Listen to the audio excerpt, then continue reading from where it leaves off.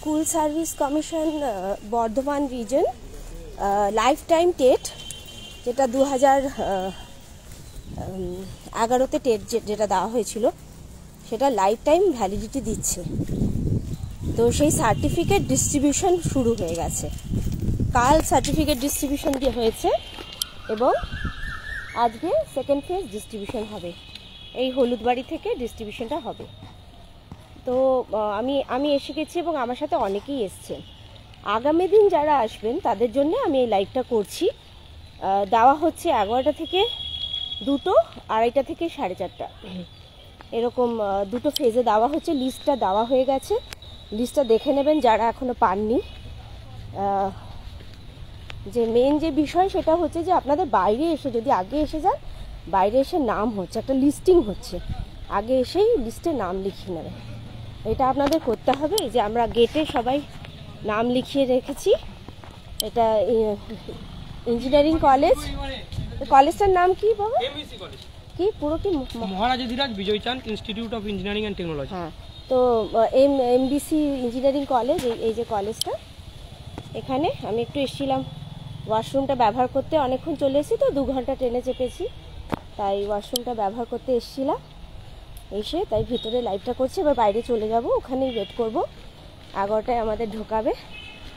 এবং আপনারা যারাই আসবেন, আজকেও আসুন, কাল আসুন, আজ সেকেন্ড হাফে আসুন, এসে লিস্টিং করবেন। লিস্টিং করলে সেই অনুযায়ী ঢুকতে দেওয়া হবে।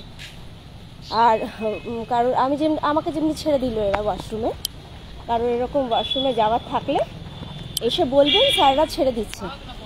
আর আপনারা কি করবেন, 8 নম্বর প্ল্যাটফর্ম থেকে টোটো নিয়ে নেবেন। বর্ধমান স্টেশনের 8 নম্বর প্ল্যাটফর্ম থেকে টোটো নিয়ে চলে আসবেন। আমি গেটের বাইরে বেরিয়ে যাচ্ছি।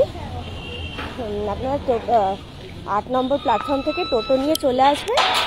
এসে এখানে এমবিসি কলেজে চলে আসবেন। এখানে দেওয়া হচ্ছে, এটা নিয়ে রেখে দেবেন। আমি যখন আগের বছর জুলাই মাসে আমি লাইভ করি, যখন আমি সাবমিট করতে আসি, তখন আমি বলছিলাম, তখন সবে আমাদের 2016 হাইকোর্টের রায়টা বেরিয়েছিল এপ্রিলের 22 তারিখ। তখন আমি সবাইকে বলি যে দিনকাল ভালো না, এগুলো সাবমিট করে রাখো। হয়তো এখনও অনেক কেউ সাবমিট করেনি। তাদের কি হবে, তাদের বোধহয় হবে কি হবে না আমি জানি না। তবে সরকার সবসময় মানবিক, সবাই মানবিকতার দোহাই দেখিয়ে বারবার কোর্টে যেতে দেরি করছে, বা ধরুন এই যে অ্যাপ্লিকেশনগুলো জমা দিতে দেরি করছে গভর্নমেন্ট অফিসকে, করলেও পরে সেটা রিকনসিডারেশন হচ্ছে, একটা হয়নি যে তা নয়। তো যদি সেরমও থাকেন কেউ যে জমাই করেননি আগের বছর, তাহলে যোগাযোগ করবেন। এই অফিস কিছু বলতে পারবে না, হয়তো সেন্ট্রাল স্কুল সার্ভিস কমিশনের সামনে তো আবার বিক্ষোভ হচ্ছে, কে বলবে এটা বলা খুব শক্ত, কিন্তু আপনারা যোগাযোগ করবেন। এরা অনেকটাই মানে এখন চাপে পড়েই হোক, যে করেই হোক, অনেকটাই মানবিক।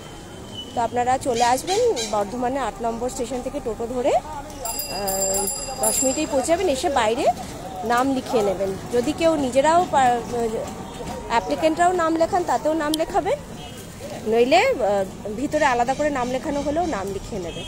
আর লাইফ টাইম টেট সার্টিফিকেটটা অ্যাভেল করে রাখবেন, এটা খুবই কাজে আসবে।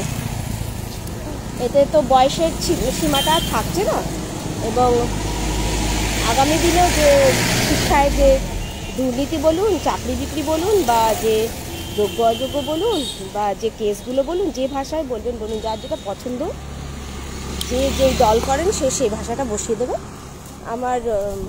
আমার পছন্দের শব্দ হচ্ছে যে কিছু অযোগ্য লোক ঢুকে পড়েছে। তো সেরম অবস্থায় এরম লাইফ টাইম স্টেট সার্টিফিকেটটা খুব কাজে আসবে। আমি আজকে নিতে এসেছি। আজকে আমার লাস্ট স্কুল ছিল, এরপর আমি স্কুলে চলে যাব। আমাদের মধ্যে অনেকেই আছেন যারা স্কুলে আছেন, আজকেই লাস্ট স্কুল আছে, সামার ভ্যাকেশন আছে, তারা স্কুলে চলে যাবে এটা কালেক্ট করে। এবং আপনারাও নিয়ে নেবেন সার্টিফিকেটটা। লাইফ টাইম স্টেট সার্টিফিকেট দেওয়া হচ্ছে সব রিজিওনাল অফিসে। এটা বর্ধমানের কথা বললাম, এখানেই লাইভটা এন্ড করছি।